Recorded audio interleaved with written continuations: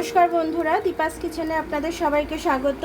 আমি আজকে ঝিঙে পোস্ত নিয়ে এসেছি। গরমকালে ঝিঙে খাওয়া খুব দরকার, শরীর ঠান্ডা থাকে, পেট ঠান্ডা থাকে।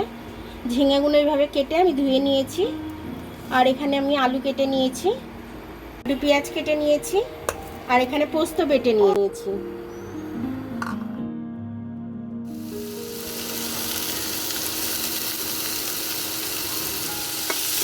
আলুটা আমার আধ ভাজা হয়ে গেলে আমি ঝিঙেটা দেবো, দিয়ে ঝিঙেটা একটু ভেজে নেবো।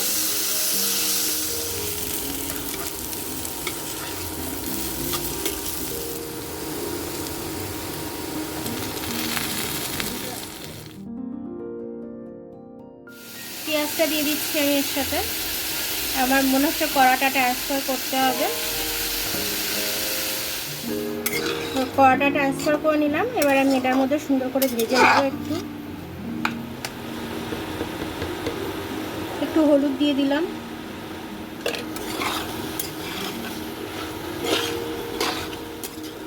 পোস্তটা দিয়ে দিলাম,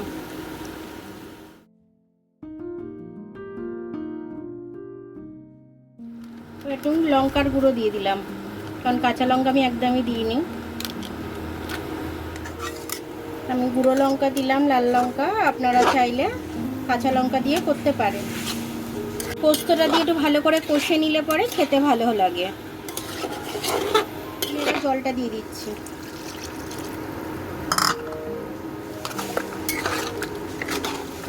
একটু নুন দিয়ে দিলাম।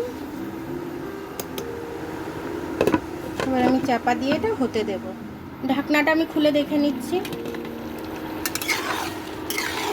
সব কিছু আমার খুব সুন্দরভাবে সেদ্ধ হয়ে গেছে। ঝিঙে পোস্তটা আমার খুব সুন্দর হয়েছে, ঝালটাও খুব বেশি হয়নি। আমি এটাকে নামিয়ে নিচ্ছি। দেখুন আমার ঝিঙে পোস্তটা হয়ে গেল। ঝিঙে পোস্তটা কিন্তু খুব সুন্দর খেতে হয়েছে।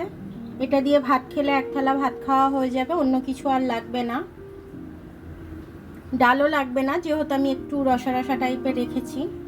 শুকনো শুকনো ভাত দিয়ে খুব সুন্দর লাগবে খেতে। তো আপনারা এরকম করে খাবেন। গরমকালে ঝিঙে এখন বাজারে প্রচুর উঠছে, আর ঝিঙেটা খাওয়া খুব দরকার, ওর শরীরে পেট ঠান্ডা করে। তো আমার ভিডিওটা দেখার জন্য অনেক অনেক ধন্যবাদ।